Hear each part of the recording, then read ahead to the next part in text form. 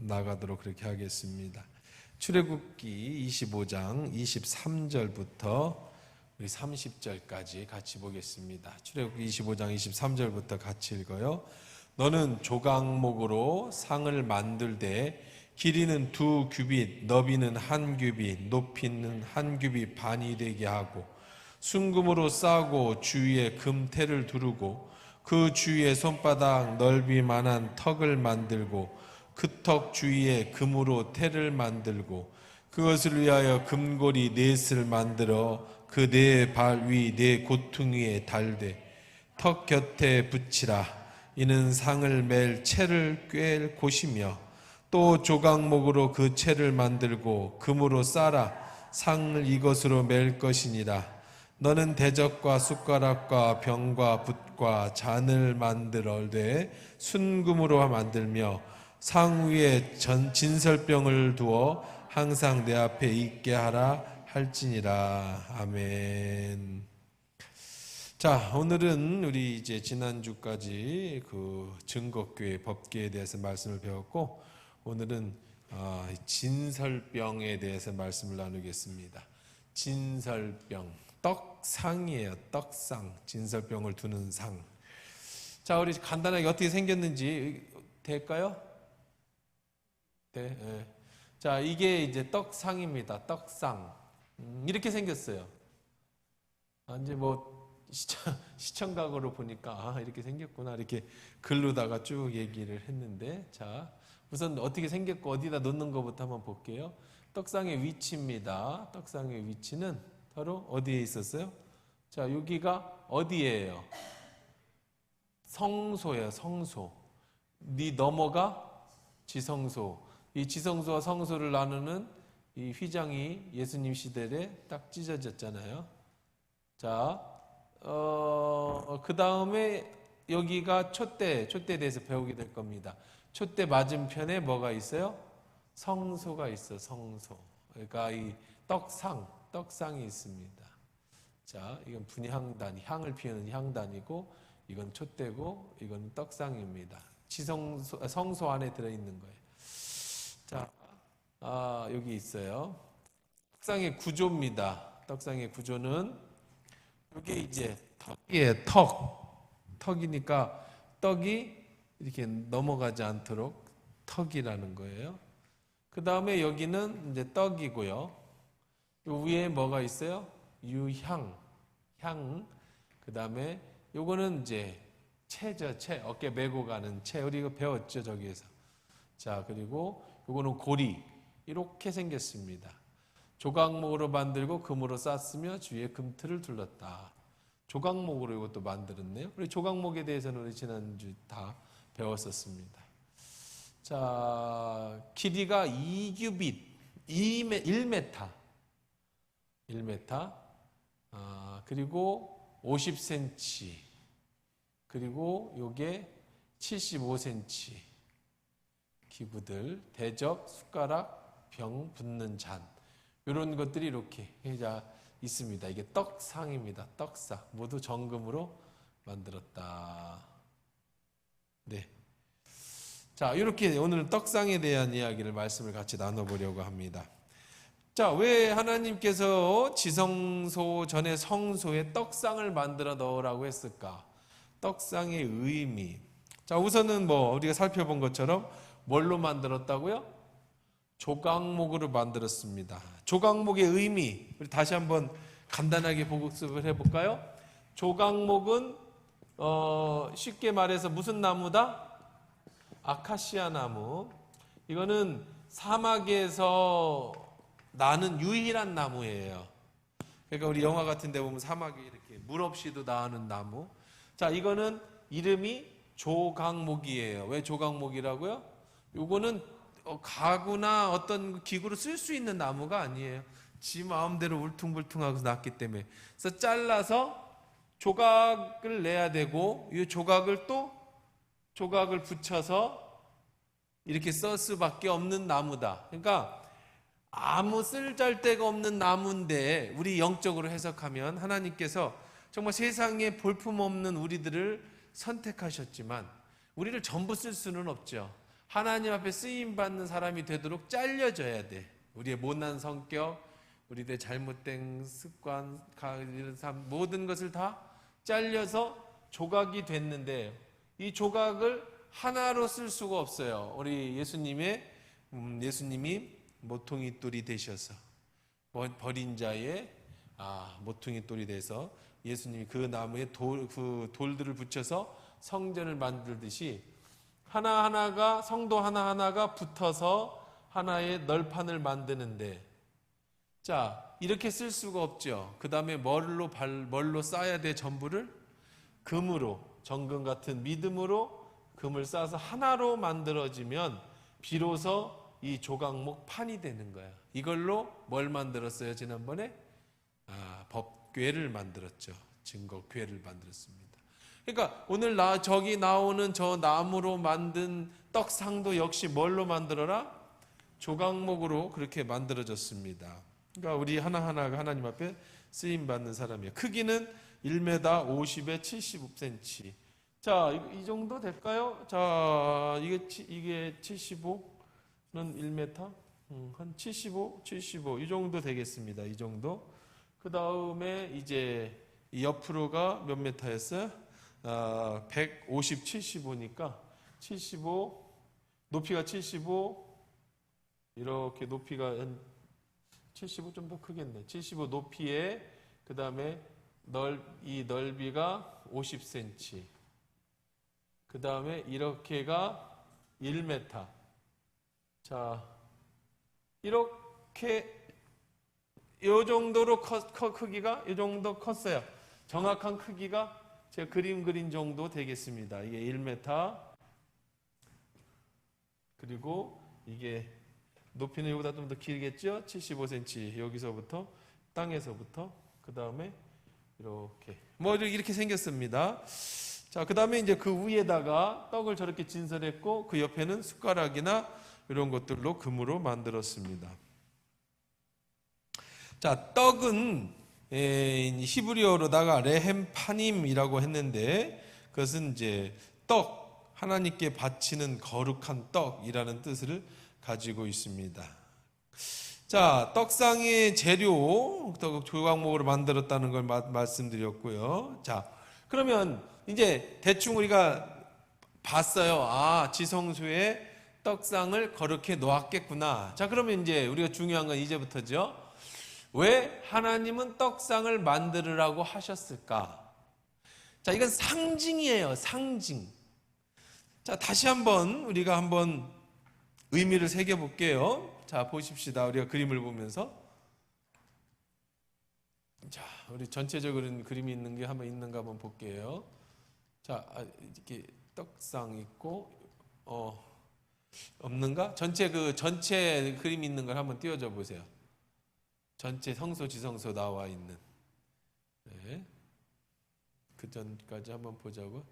자, 여기에 이제 지성소인데, 이게 지성소입니다. 이게 지성소인데, 성소인데, 여기가 성소인데, 여기가 이제 이렇게 제사장이 들어가는 거예요. 그러면은 여기에 떡상이 이렇게 있단 말이에요. 위치가. 여기에 떡상이. 자, 그러면, 그냥 이게 놔두십시오. 자, 떡상을 왜 여기다가 만들으라고 했을까? 왜 놓으라고 했을까? 자, 요거는 상징인 겁니다. 여러분, 상징. 상징이라는 게 무슨 뜻이 있을까요? 상징. 여러분, 상징이 무슨 의미가 있어요? 상징. 자, 여러분이 십자가를 보면 무엇이 떠올라요? 예수님이 떠오르잖아요. 예수님의 십자가의 보혈이 떠오르잖아요. 예수님의 십자가 보혈을 그냥 0.1초 만에 떠올리게 할 수 있는 게 상징이에요. 요 안에는 그냥 나무 2개지만 엄청난 의미가 들어있죠. 그렇죠?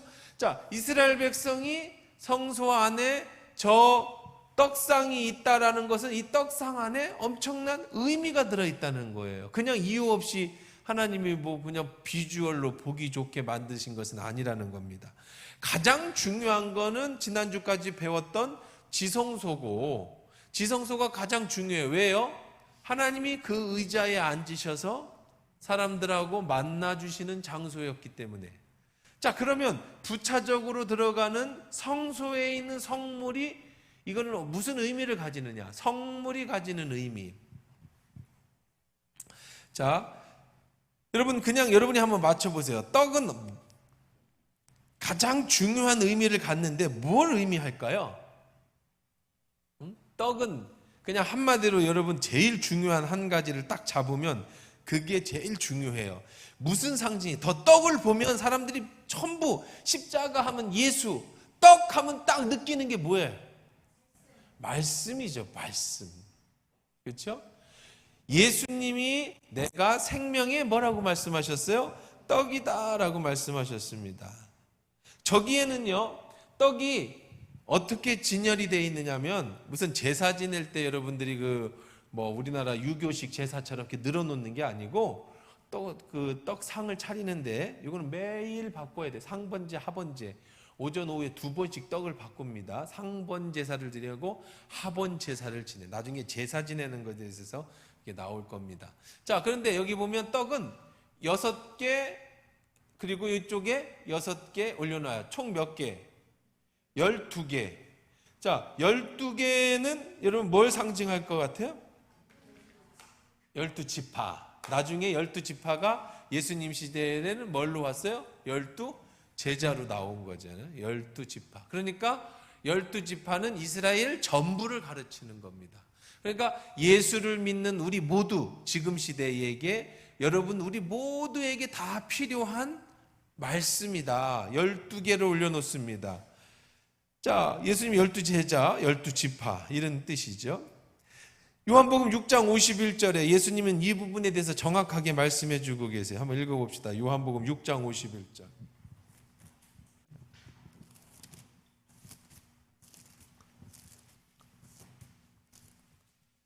154페이지 신약성경 요한복음 6장 51절 154페이지 한번 읽어봅시다. 자, 우리 48절부터 읽읍시다. 48절부터 51절까지 시작. 내가 곧 생명의 떡이니라. 너희 조상들은 광야에서 만나를 먹었어도 죽었거니와 이는 하늘로에서 내려오는 떡이니 사람으로 하여금 먹고 죽지 아니하게 하는 것이니라.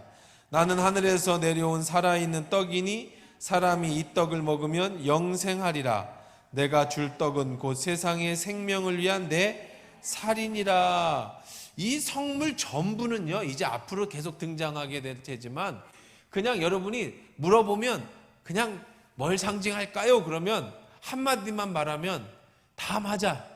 난 정답을 알려드릴게. 촛대는 뭘 상징할까요? 떡상은 뭘 상징할까요? 떡은 뭘 상징할까요? 이 성막은 뭘 상징할까요? 다 뭐라고 하면 될까?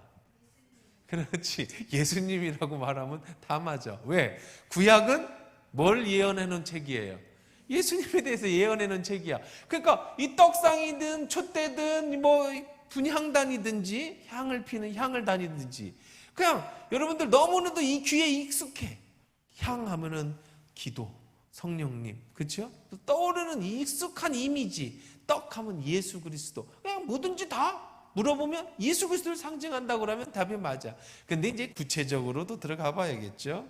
예수님이 바로 뭐라고 그랬어요? 내가 생명의 떡이다. 너희 조상들이 먹었던 그 떡과 다르게 나는 너희를 위해서 준 내 살이다. 그래서 예수님이 나중에 내 떡을 먹으라 그러면서 뭐를 찢어 주셨어요? 자신의 몸을 찢어 주셨어요. 예수님 마지막 최후의 만찬에서 제자들에게 떡과 포도주를 나누시면서 내가 지금 너에게 주는 찢어주는 이 떡은 떡을 이렇게 찢어야 돼요. 이게 무교병을 만듭니다. 무교병 뒤에 나옵니다만은 반드시 무교병이어야 돼요. 무교병은 뭐냐면 뭘 안 넣었어요? 이스터, 부풀게 하는. 그러니까 여러분들 부풀게 하지 않는 빵을 는 그냥 우리식으로 말하면 빈대떡밖에 안 돼. 부풀지 않으니까. 그건 어떻게 먹어야 돼요? 찢어 먹어야 돼요. 그렇죠? 빈대떡 어떻게 먹어요? 찢어 먹지요. 빵은요, 떼어 먹지만 찢어 먹어야 돼요. 예수님이 자신의 몸을 무교병을 주시면서 6월절에는 무교병을 먹는 품순이 있습니다. 몸을 찢어 주시면서 이것은 내가 너희를 위한 나의 뭐다? 몸이다. 그러면서 뭘 했어요? 떡을 찢어서 제자들에게 자신의 몸을 우리들에게 제자들에게 나누어 주신 것, 예수님의 자신의 몸을 상징하는 것이 바로 떡이에요. 예수님 스스로가 내가 바로 떡으로 이 땅에 왔다. 떡으로 이 땅에 왔다. 자, 우리 손가락 뺐어요? 그냥 제가 읽을게요. 자, 읽어볼까? 요한복음 6장 33절 계속해서 예수님 말씀 내가 뺐어요. 6장 33절 그냥 제가 읽어드릴게요. 6장 33 시작. 하나님의 떡은 하늘에서 내려 세상에 생명을 주는 것이라. 그 위에 보면 내가 진실로 너에게 이르노니 모세가 너에게 하늘로부터 떡을 준 것이 아니라 내 아버지께서 너에게 하늘로부터 참떡을 주셨다. 그래서 35절에 예수께서 이르시되 나는 생명의 떡이니 내게 오는 자는 결코 줄이지 아니할 터이요 나를 믿는 자는 영원히 목마르지 아니하리라. 내가 바로 하늘에서 내려오는 떡이다. 그러니까 구약성경은 이 성막은 예수님이 오실 때까지 뭘 기다리는, 예수님이 무엇으로 오셨으니까, 떡으로 오셨으니까 우리는 떡을 만들어서 누구를 기다리고 있는 거예요? 예수님을 기다리고 있어요. 저걸 보면서 하늘에서 주시는 생명의 떡. 자, 이 떡은, 떡 하면은 여러분 그럼 예수님이 왜 떡이라고 했을까? 떡. 여러분 떡 그러니까 우리는 잘 와닿지 않아요. 이 문화가 달라서 그래. 떡 대신에 뭘로 바꿔볼까? 밥으로 바꾸면 확 와닿죠. 내가 밥이다. 내가 밥으로 너에게 왔다. 내 몸은 너희의 밥이다. 네가 내 몸을 먹으면 네가 영원히 살게 된 영생을 얻게 될 것이다. 그러면 좀 느낌이 확 다르게 오죠. 생명이 떡이다. 그럼 여러분 떡 그러면은 우리 무슨 명절이나 아니면 교회에서 간식으로 주는 떡 정도만 생각하는데 그게 아니고 이스라엘 사람들에게 있어 떡은 밥이야. 생명. 안 먹으면 어떻게 되는 거야? 죽는 거예요. 생명을 얘기하는 거죠. 사람이 떡으로만 살 것이 아니요 오직 하나님의 입에서 나오는 말씀으로 살 것이다. 바로 우리는 육체는 뭘로 살지만, 육체의 떡으로 살지만 우리의 영은 뭘로 살아요? 말씀으로 살아. 그 말씀이 바로 떡인 거예요. 말씀이 육신되어 오신 예수 그리스도. 요한복음의 중심 사상이 그잖아요. 말씀이 육신되어 오신 예수 그리스도. 떡, 생명의 떡. 그 말씀이 우리 가운데 떡이 되게 주셔서 너희가 이걸 먹으면 생명을 얻게 될 것이다. 자, 그러면 우리가 여기까지 봤어요. 예수님은 떡이다. 예수님은 밥이다. 그러면 예수님은 어떻게 우리가 잡아먹냐? 무슨 우리의 식인종이냐? 사람을 찢어먹고 잡아먹게? 그게 아니라 예수님은 우리의 무엇을 주시는 떡인데 무슨 떡이에요? 무슨 생명? 생명이 어떤 생명? 영의 생명이죠. 그렇죠? 영의 생명을 우리가 먹는 거잖아요. 영의 생명이 살아야 영생을 하는 거잖아요. 예수님은 영의 생명이다. 육신은, 이건 떡은 육신의 떡이죠. 육신. 우리 육신은 뭐를 먹지 않으면, 밥을 먹지 않으면 어떻게 되죠? 죽어요. 죽음이 옵니다. 우리의 영은 생명의 떡인 뭐예요? 예수 그리스도의 말씀을 먹지 않으면 어떻게 돼요? 죽어요. 영은 생명이신 예수 그리스도의 말씀을 먹어서 살고, 육신은 떡을 먹어서 사는 것이다. 그럼 세상 사람들은 예수 믿냐? 뭐하러 예수 믿냐? 라고 얘기하는데 그 사람들의 영은 죽었거나 잠자기 때문에 떡을 안 먹어도 돼요. 왜? 죽은 사람은 배고프지 않으니까. 그러나 우리는 어떻게 해요? 매일 그리고 매주 또 매 시간 하나님의 말씀을 먹어야 돼. 그래서 진설병은 아침 저녁으로 새로운 말씀으로 계속 갈아야 돼. 그게 바로 떡상이 주는 교훈입니다.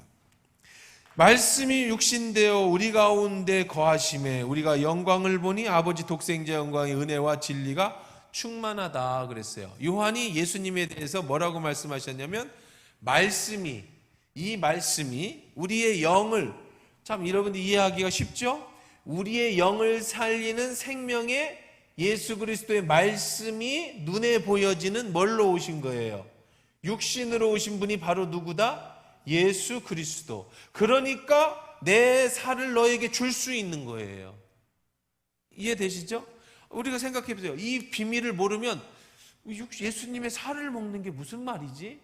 예수님의 피를 마신다는 게 무슨 말이지? 라고 할 수 있는데 이 비밀이 있습니다. 바로 여러분의 영은 여러분의 영을 살리는 생명이 바로 예수 그리스도의 말씀인데, 그 말씀, 우리 영을 살리는 말씀이 눈에 보이는 뭘로 오셨어요? 예수 그리스도로 오셨으니 예수 그리스도를 먹음으로 뭐가 사는 거야? 우리의 영이 사는 거야. 그러니까 요한이 뭐라 했어요? 말씀이 육신되어 우리 가운데 거하시니 우리가 그의 영광을 보니 아버지 독생자의 영광이요 은혜와 진리가 충만. 말씀이 육신 되신 예수를 보니 누구를 보게 됐어요? 하나님을 보게 된 거예요. 그래서 제자들이 하나님을 보여주세요라고 하니까 너희가 나를 보고도 하나님을 보여달라고 하느냐, 예수님이 그렇게 말씀하시지 않았습니까? 그러니까 예수님이 바로 말씀이 육신되어 우리 가운데 오신 것이다. 자, 그러면 이 말씀이 뭐냐? 또 이게 중요하겠네. 이 말씀이 뭐냐? 육신 가운데 오신 말씀, 우리가 먹어야 될 그 말씀이 뭐냐? 이 떡은 자, 십자가 하면 예수를 상징하는 거고, 떡 하면은 말씀을 상징하는 거고, 그 말씀이 6개를 아침 저녁으로 상번제를 드리면서 우리가 새로운 말씀을 매일 먹어야 된다. 이것이 나중에 말씀이 육신되어 오신 예수 그리스도를 상징하는 것이다. 우리는 그래서 말씀을 아침 저녁으로 먹고 매 순간 예수를 먹지 않으면 살 수 없다. 여기까지 이해되느냐? 그럼 이 말씀이 뭐냐라고 물어보잖아요. 말씀이 뭐예요? 말씀. 자, 뭘 먹으라는데 그럼 말씀을 어떻게 먹는 겁니까? 이 말씀. 구약 시대에는요, 이 말씀이 뭐겠어요? 율법이겠죠, 율법. 하나님 말씀이 율법일 거예요. 신약 시대에는 뭐죠? 이 말씀이 66권 하나님의 성경이죠, 성경 말씀. 하나님이 우리에게 전부를 해놓고 하신 말씀이 바로 성경이에요. 자, 생각을 해보세요. 저도 요즘에 유튜브를 또 계속해서 이제 고민하고 찍고 있어요. 유튜브의 좋은 점이 뭐냐면, 요즘에 이제 제가 찍는 유튜브는 그거예요. 뭐냐? 지금 제가 계속 찍어서 이제 편집하는 과정 속에 있는데, 주제가 뭐냐면, AI 목사가 나타나는 거 이제. 근데 내가 이제 밥 먹고 살기가 힘들어졌어. 시대가 이제 AI 목사가 등장해. 그래서 지금 주님 AI라고 하는 그 어플도 있을까? 핸드폰에. 그리고 궁금한 것이 있으면 주님 AI한테 물어보면 1분 안에 주님이 대답을 해주시. 여러분들이 기도할 필요가 없어요. 이제 그냥 궁금한 거 있으면 주님한테 물어보면 컴퓨터로 1분 안에 대답해 주셔. 그리고 이제 AI가 지금 독일에서 최근에 성도 300명이 있는 교회에서 전체 AI가 이제 사람 모습으로 이제 그려진 AI가 설교도 하고 예배도 드리고 그 예배 전체를 인도했어요. 그러니까 담임 목사님이 안 올라오고 지금 앞에 모니터에 AI가 나서 찬양 인도도 하고 설교도 하고 예배를 인도했어요. AI는 잘 안 틀려요. 목사는 틀려요. 저도 막 얘기하다가 숫자가 틀릴 수도 있고 잘못하면 성경 구절이 잘못될 수도 있는데 AI는 컴퓨터이기 때문에 절대 틀리지 않아요. 그러니까 지금 시대에 이제 여러분들이 궁금하면 AI한테 물어보면은 AI 목사님이 하나님이 주님의 AI예요. AI의 이름이 주님이 기가 막힌 답변을 정확하게 해주시니까 요즘 힘들게 기도할 필요 없어요. 응답을 1분 안에 다 받을 수 있어요. 1분이 뭐야? 15초면 여러분 다 응답 받을 수 있어요. 그럼 궁금한 게 뭐 있어요? 여러분들 한번 이제 집에 가서 주님의 AI를 찾아가지고 눌러. 이런 재밌는 질문이 많아요. 이제 플레이스테이션이라고 하는 게임기가 있는데 그 5를 사야 되겠는데 나 부인 몰래 사고 싶어. 이거를 말하고 사야 될까요? 사고 나서 얘기해도 될까요? 뭐 이런 것도 이제 질문에 올리면 바로 AI가 답을 해줘요. 이런 질문부터 이렇게 여러 가지 복잡한 질문까지 다 이제 얘기해주는 시대가 됐는데, 그러면 여러분 설교도 제가 이렇게 안 하고 나 같은 이제 앞으로 이제 3D 가상 인간이 등장할 수도 있겠죠. 진짜 여러분의 눈에 보이는 것처럼 이런 현실적인 사람이 서 있는 것처럼 보이겠어요. 지금은 이제 텔레비전에서 보이겠지만, 그러면 이제 목사님이 설교를 하는 거예요, 가상으로. 여러분 들으시면서 은혜도 받을 수 있고 뭐 그런 거죠. 그런 걸 이제 시대가 도래했어요. 서울에 있는 대형 교회는 이제 그런 교회가 개척되어졌고 이미 그런 교회를 홍보하고 그러고 있어요. 전 세계를 내 교구로 알아서 이제 교회 가기 싫은 사람, 또 뭐 상처받은 사람이 그냥 그 가상 교회에 기독교회에 저기를 하는 거예요. 성도가 되는 거예요. 그럼 이제 AI가 상담도 해주고, 목사님 만나기 힘들잖아. AI 목사님은 24시간 잠을 안 자고 기다리고 있어, 여러분하고 상담하고 싶어서. 그리고 내가 만나고 싶은 목사님이 여자면 여자로 캐릭터를 만들 수 있고, 남자면 남자를 캐릭터를 만들어서 여러분만의 목사님을 만들 수 있어요. 그리고 여러분이 듣고 싶은 구절의 설교를 여러분이 원하는 입맛대로 다 들을 수 있는 시대가 왔단 말이에요. 이런 시대예요. 이미 이렇게 되고 있는 시대. 그래서 이런 시대에 그리고 어떻게 하면 우리가 바로 구별할 수 있는가? 예수님도 그랬죠. 가증한 것이 거룩한 곳에 서거든 너희는 빨리 도망쳐라 그랬어요. AI, 인공지능이 교회에 들어오고 설교를 하고 상담을 하고, 인공지능 하나님이 등장해서 여러분의 질문에 대답해주는 시대. 이게 바로 지금 우리 시대예요. 먼 나라에 앞으로 이뤄질 게 아니라, 그럴 때 우리가 어떻게 성경을 바라보고 어떻게 살아야 되겠는가라는 컨텐츠를 제가 지금 그 주장 찍었어요. 그래서 이제 이번 주 안에 가능하면은 편집을 해서 여러분들한테 한번 좀 보여주려고 그렇게 하고 있습니다.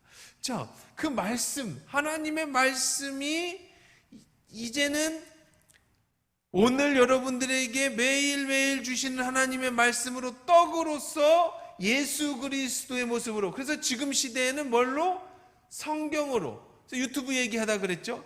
유튜브의 좋은 점이 뭐냐면, 지금 제가 유튜브를 하나 찍으면 어떤 거는 좀 어떤 컨텐츠죠. 컨텐츠는 막 2만 명 가까이 보는 컨텐츠도 있어요. 만 몇천 명씩 보는 것도. 제가 만 몇천 명한테 가서 얘기를 한다면, 지금 여러분 여기 없이 제가 만 몇천 명을 만나서 그런 얘기를, 그게 한 30분짜리인데 30분씩 얘기한다면 하루에 몇 명 못 만나겠죠. 근데 그 유튜브를 들으면 몇만 명이 동시에도 계속 궁금한 거를 들을 수 있어요. 성경이라는 게 뭐냐면, 하나님이 여러분에게 나타나셔서 말씀하실 때 1대1로 만난다고 한다면 이게 복잡해지죠.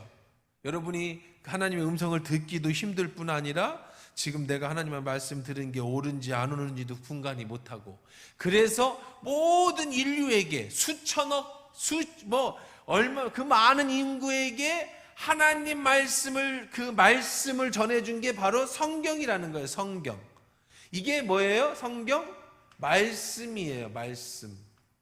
그래서 예수 그리스도의 말씀이 바로 오늘날 우리에게 전해주는 거, 이것이 바로 뭐예요? 떡이에요. 떡. 여러분이 매일 먹어야 될 영의 떡은 바로 이게 뭐라고? 하나님 말씀이라는 거예요. 그러니까 떡상은 바로 예수 그리스도, 그리고 그분에 대해서 적어놓은 하나님의 말씀이에요. 요한복음 1장 14절 한번 우리 또 찾아봅시다. 요한복음 1장 14절.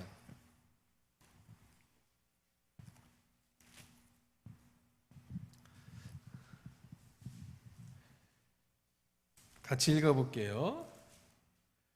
시작.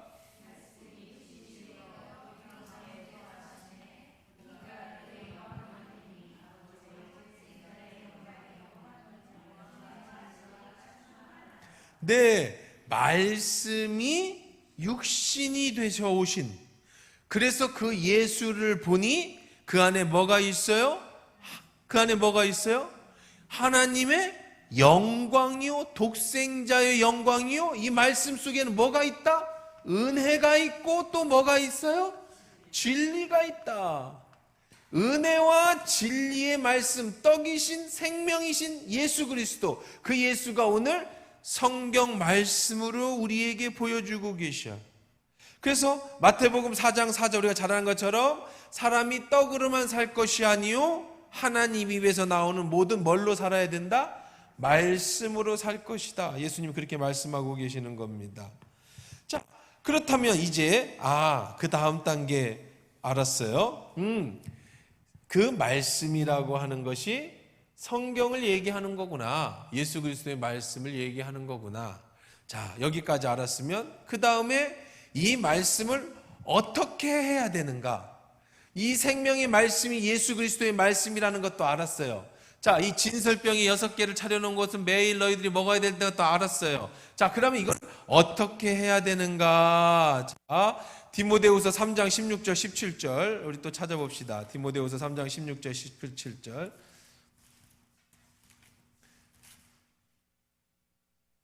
346페이지 3장 16절 17절.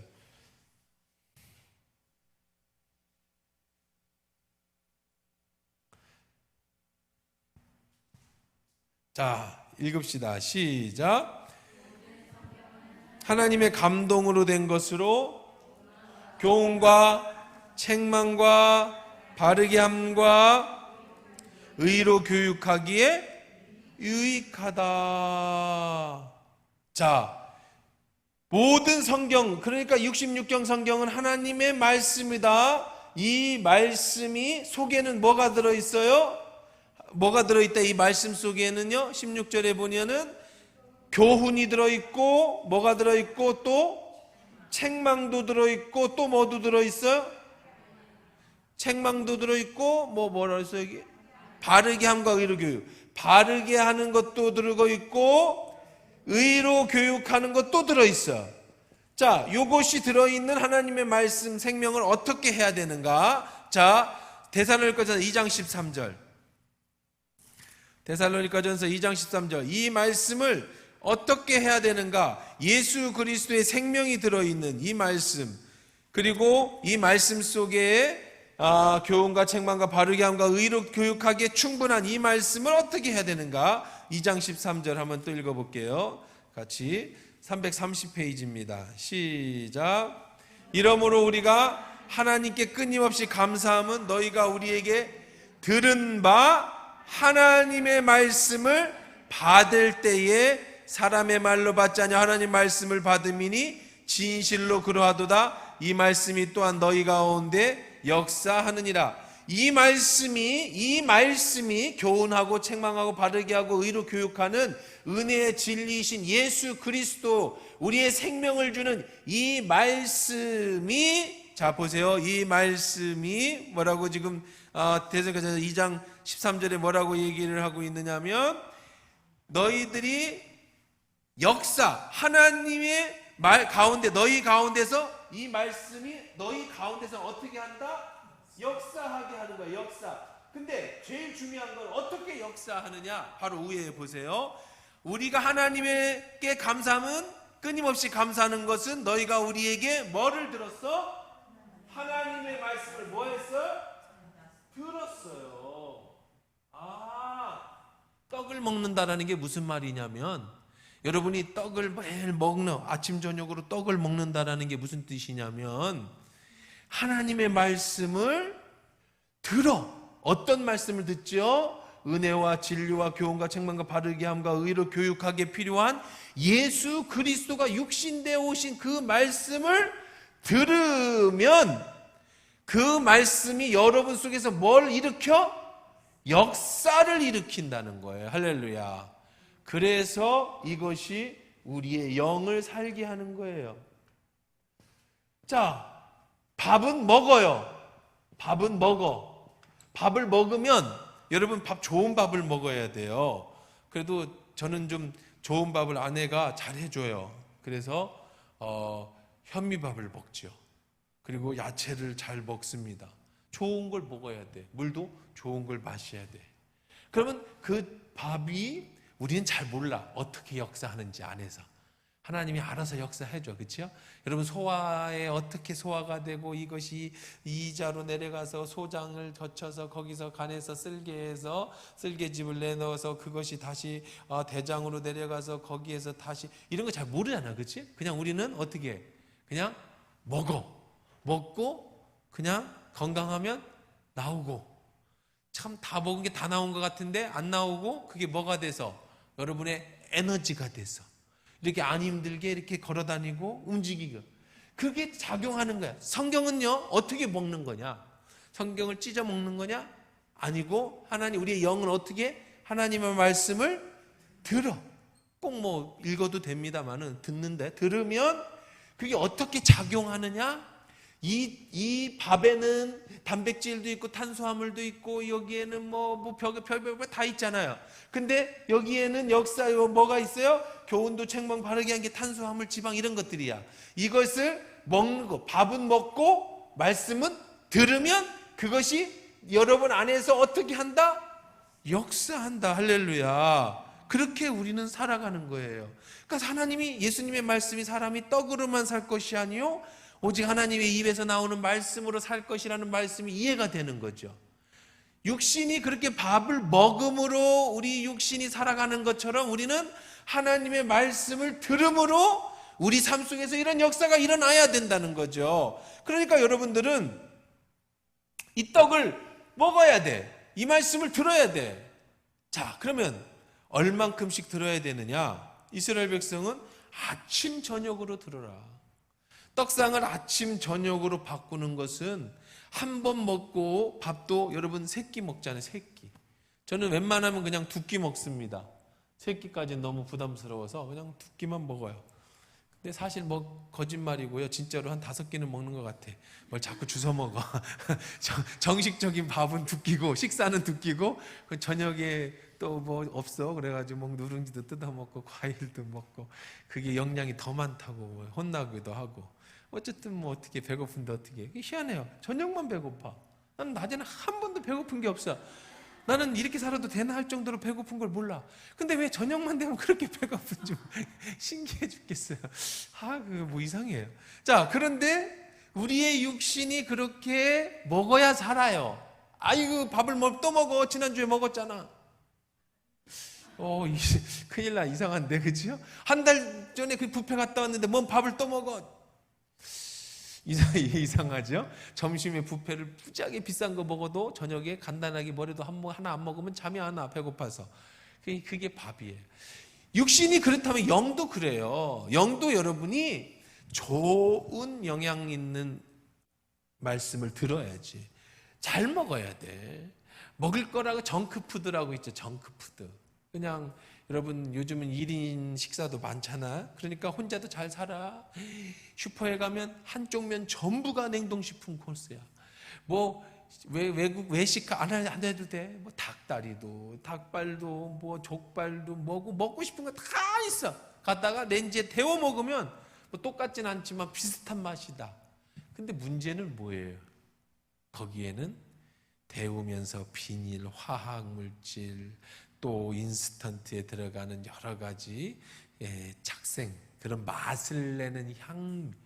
그러니까 바나나 우유가 아니에요. 자세히 읽어보세요. 바나나 맛우유야. 바나나 0.1%, 0.2% 뭐 많이들이야 1%.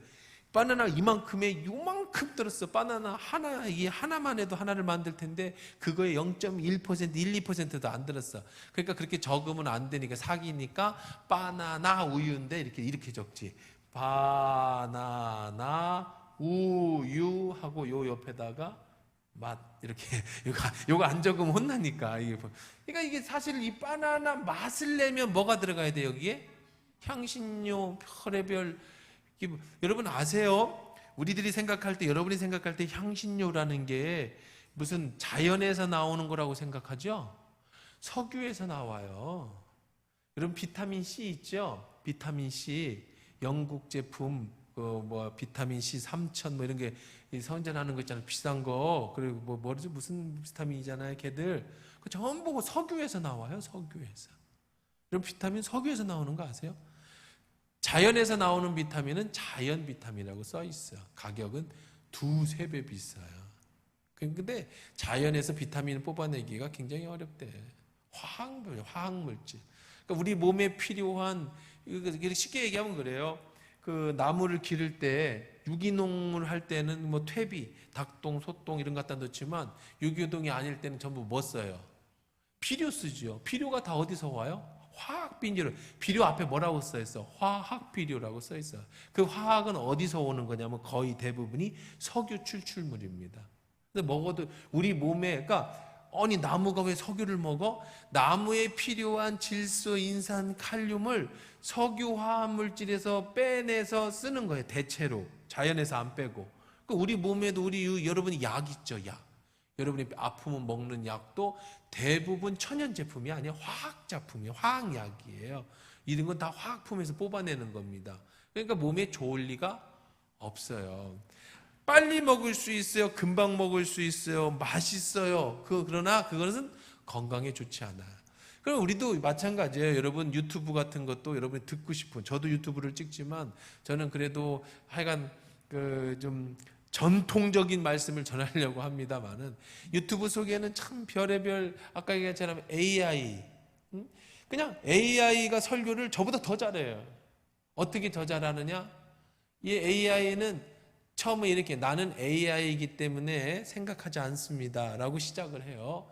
그냥 다른 사람들의 설교 수천 건, 수만 건 혹은 수십만 건을 짜집기를 해서 거기에서 말이 되게끔 만들어내는 거예요. 그러니까 더 잘할 수 있죠. 근데 이건 전부 뭐예요? 인스턴트.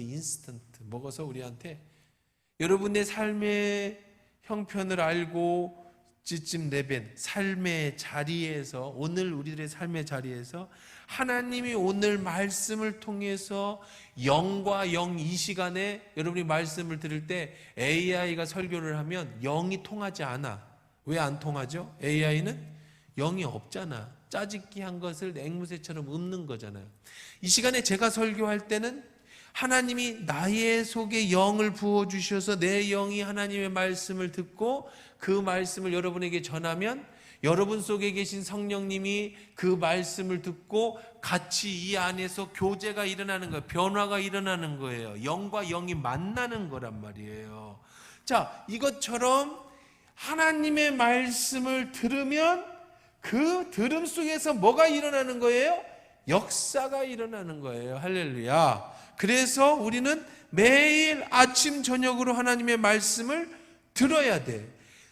육신이 배고프면 한 끼만 안 마도 배고픈데 밥을 찾는데, 내 영이 여러분이 설교 말씀을 안 듣고 하나님 말씀을 안 듣고 그렇게 살아도 배고픈 줄 모른다, 말씀에 대한 갈망이 없다, 그러면 그런 거예요. 그러니까 여러분들 자, 무슨 말 하려는지 알겠죠? 그러니까 육신이 배고픔을 느끼듯이 여러분의 영의 갈급함이 느껴져야 돼. 새벽기도 늘 하시던 분이 새벽기도 안 나면 찝찝해야 되는 거예요. 왜? 안 먹었으니까 배고파야 되는 거야. 늘 말씀 듣고 말씀 기도하시는 분 일주일 내내 그냥 놀러 갔어요. 놀러 가는 게 나쁘다는 게 아니에요. 저도 휴가 가고 놀러 가죠. 근데 놀러 가서 놀다 보니 하나님 말씀도 묵상하지 않고 말씀도 안 들었어요. 그럼 육신은 재밌고 즐거운지 모르지만 마음 한쪽이 공허한 거예요. 왜 그래요? 영이 마음 밥을 못 먹으니까. 그러니까 신앙이 깊을수록, 여러분의 영이 더 성장할수록 사람이요 건강하면 새끼를 찾아 먹게 되어 있습니다. 건강하면 배고픔을 느끼는 거예요. 병 걸린 사람은 배고픔을 못 느껴요. 왜? 에너지를 쓸 일이 별로 없잖아요. 마찬가지로 우리가 주님의 일을 열심히 하고 우리가 살면 우리의 영은 자꾸 하나님 말씀을 더 알고 싶어지고 하나님에 대해서 더 배우고 싶고, 그래서 그 말씀을 들을 때 내 만족이 채워지고 자꾸 그렇게 되는 거죠. 그럴 때 여러분의 마음속에 신앙으로 성장하게 되는 거죠. 그래서 우리는 항상 하나님 말씀을, 떡상을 차려서 그 말씀을 가지고 서 있어야 됩니다. 다음 주에 떡상 마무리 짓고 그 다음에 이제 다음으로 넘어갈 텐데요. 한 가지만 하고 마무리 짓시다. 여러분, 하나님 말씀이 이렇게 많아요. 자, 성경 말씀이 이렇게 많아요. 지금 여러분 우리 전주는 어디 물을 먹어요? 용담댐 물을 먹어요? 용담 몰라요? 그냥 먹는다고 쳐. 나도 모르고 다 몰라서 괜찮아. 한 명이라도 알면 이상한데 다 몰라서 괜찮아요. 우리가 용담댐 물을 먹는다고 칩시다. 용담댐 물을 다 먹습니까? 다 안 먹죠. 그렇죠? 여러분, 여러분이 타는 자동차에 기름이 들어가는데 여러분이 주유소 기름 다 먹습니까? 안 먹지요. 여러분이 성경 말씀이 이렇게 많으면 이걸 다 먹습니까? 안 먹어요. 이 안에서 오늘 여러분이 필요한 물을 마시고, 오늘 여러분이 타야 될 차에 기름을 넣고, 오늘 여러분이 필요한 오늘의 말씀을 듣는 거예요. 오늘 지금 여러분에게 필요한 하나님의 말씀이 뭘까? 오늘 내게 필요한 하나님은, 지금 이 순간 나에게 필요한 하나님의 말씀이 뭘까를 하나님이 이 많은 말씀 중에서 오늘 내게 가르쳐 주고 계시는 거죠.